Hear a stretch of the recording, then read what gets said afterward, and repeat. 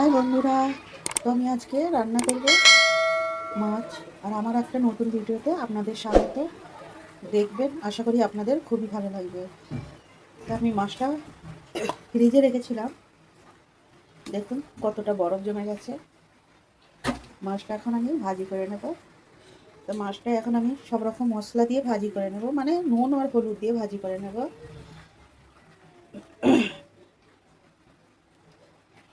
আমাদের এখন রমজান মাস চলছে, বিকেলেই রান্না করতে হচ্ছে। তেলটা অলরেডি আমার গরম হয়ে গেছে, এতে মাছটা ভাজি করে নেব। তো তেলটা এখানে আমার গরম হয়ে গেছে, আমি মাছটা খুব সুন্দর করে মশলা মিশিয়ে নিয়েছি, এবার ভাজি করে নেব।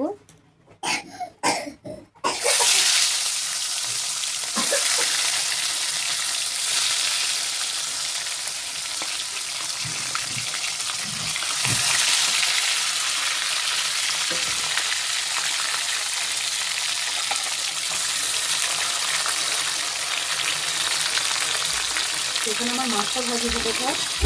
এখানে আমি আলুগুলো ছুলে রেখেছি, খুব সুন্দর করে আমি আলুগুলো কেটে নেব।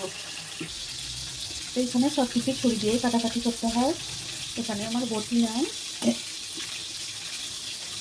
আলুগুলো আমি ভালো করে কেটে নেব। এখানে আমি আলুগুলো কুচিয়ে ভালো করে দিয়ে নিচ্ছি, এবার আমি আলুগুলো দিয়ে নেব। পরে এখানে মাছটা ভাজা হতে চাই, এখন আমি আরও কিছুক্ষণ হোক, তারপর আমি উল্টে নেব। এখানে আমার মাছটা ভাজা হয়ে গেছে, তখন আমি উল্টে নেব। এটা যেতে হচ্ছে না, দেখুন বন্ধুরা, খুব সুন্দর লাল লাল করে ভাজা হয়ে গেছে।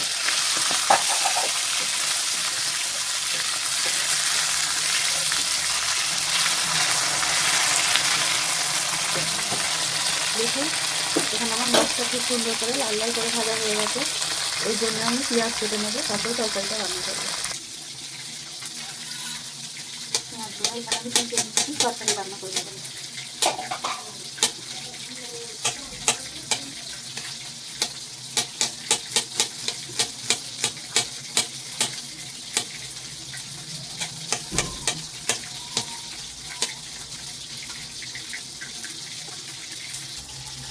এখানে আমি আবার রেডি করে নেবো, আমাদের সময় হয়ে আসছে, খুবই অল্প সময়। আমি ছোলা এইগুলো সব ইত্যাদির জন্য রেডি করে দিচ্ছি।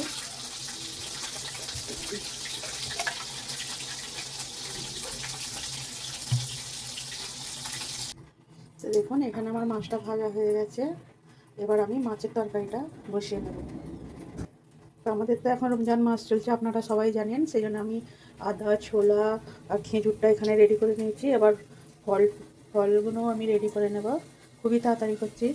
সেই জন্য এখানে মাছের তরকারিটা বসাবো বলে হাঁড়িটা আমি গ্যাসে চাপিয়ে দিয়েছি, একটু গরম হতে থাক, তারপর আমি মাছের তরকারিটা রান্না করে নেবো রাতে খাবার জন্য। তো এইখানে আমার হাঁড়িটা খুবই গরম হয়ে গেছে, আমি অন্য কাজে ব্যস্ত ছিলাম, তো সেই জন্য দেখিনি। তেল দিয়ে দিয়েছি, পেঁয়াজটাও দিয়ে দেবো। খুবই নর্মাল একটা আলু টমেটো মাছ রান্না, খুব সুন্দর লাগে। এখানে আমার পেঁয়াজটা ভালো হয়ে গেছে, কোথাও লাল লাল করে খুব সুন্দর করে ভেজে নেবো। এর ওপরে আমি আলুটা দিয়ে নেবো। এখানে আমার পেঁয়াজটা ভাজা হয়ে গেছে, একটু বেশি হয়ে গেছে, আলুটা দিয়ে নেব।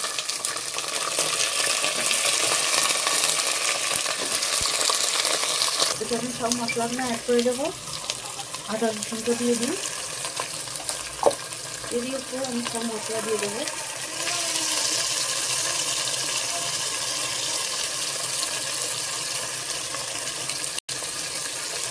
জিরে গুঁড়ি আর ধনে গুঁড়ি, নুনটাও আমি দিয়ে দিই। এবার একসাথে খুব ভালো করে আমি এটা কষিয়ে নেব।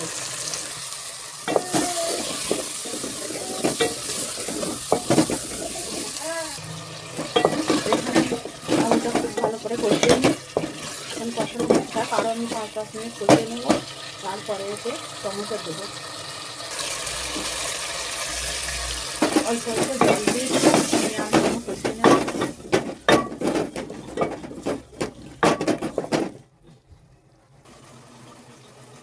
এখানে আমি মাছ রান্নাতে টমেটো দেবো বলে টমেটোগুলো আমি কুচিয়ে নিচ্ছি, কেটে নিচ্ছি।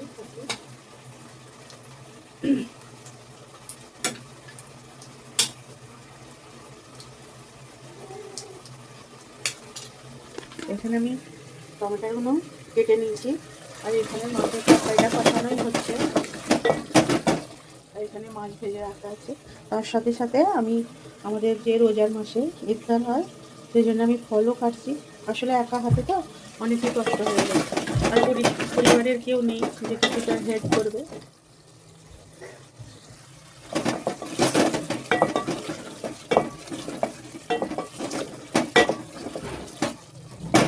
তো এখানে আলুটা আমার ভালো করে কষানো হয়ে গেছে, এর উপর আমি টমেটো কুচিটা দিয়ে নেব। কেটে রাখা টমেটো আমি দিয়ে নিয়েছি। এবার বেশিক্ষণ কষাবো না, 2-4 বার কষিয়ে নিয়ে আমি জল দিয়ে দেবো। এখানে আমার তরকারিটা কষানো হয়ে গেছে, আমি এবার এতে জল দিয়ে নেব।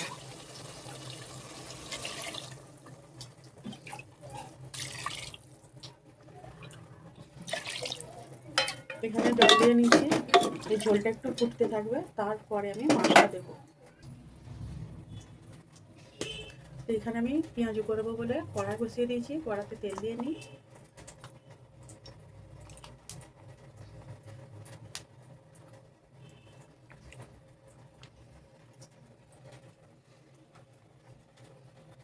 এখানে আমার মাছের ঝোলটা খুব সুন্দর করে ফুটে গেছে, এবার আমি মাছটা এতে দিয়ে নেব।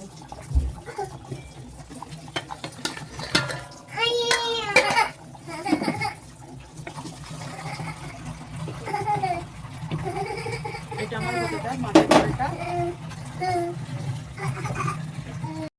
বন্ধুরা, আমাদের এখানে বৃষ্টিও হচ্ছে, আবার সূর্য উঠেছে, রোদও হয়ে এসছে।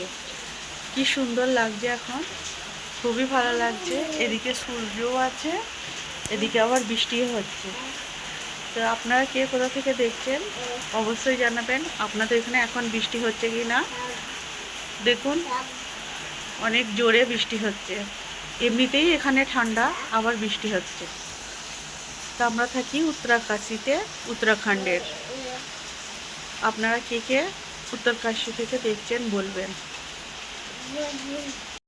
এখানে আমার মাছের তরকারিটা হয়ে গেছে খুব সুন্দর করে, এখন রেডি হয়ে গেছে, এবার আমি নামিয়ে নেব। তো আজকের ভিডিওটা এই পর্যন্তই, আশা করি আপনাদের ভালো লাগবে। ভালো যদি লাগে লাইক কমেন্ট শেয়ার করে দেবেন, আর আমার পাশে থাকবেন, সাবস্ক্রাইব করতে ভুলবেন না। টাটা।